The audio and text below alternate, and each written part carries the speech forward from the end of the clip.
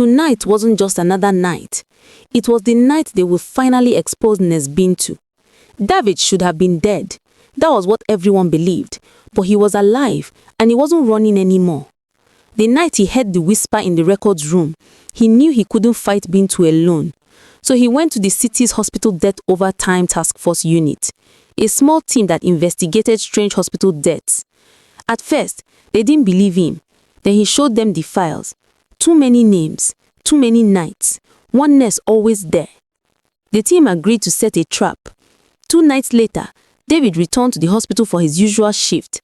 Bintu was there too, moving between beds with her calm smile. The ward was quiet, the lights low.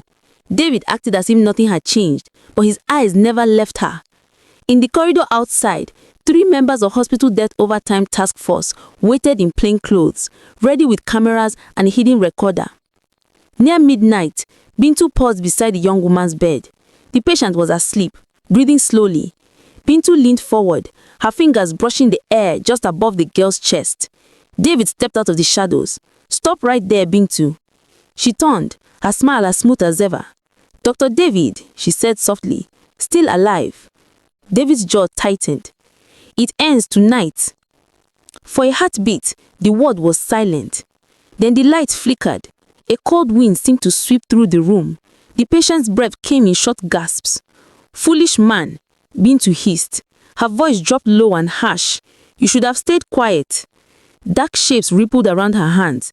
The patient's chest heaved. David didn't move back. "Hospital Death Overtime Task Force, now," he shouted. The doors burst open. 2 officers rushed in with bright flashlights and a handheld cross-like seal. The light hit Bintu. She shrieked, stepping back, her smile gone. "Get the girl," one officer yelled. Bintu turned to strike at David with a sweep of her arm. A blast of cold wind slammed him against the wall, but he held his ground. The officers advanced, chanting under their breath. The seal's light grew brighter. Bintu screamed again, as if the light burned her. In that moment, the young patient gasped and sat up, free of the choking force. Bintu tried to flee. 2 more Hospital Death Overtime Task Force members blocked the door.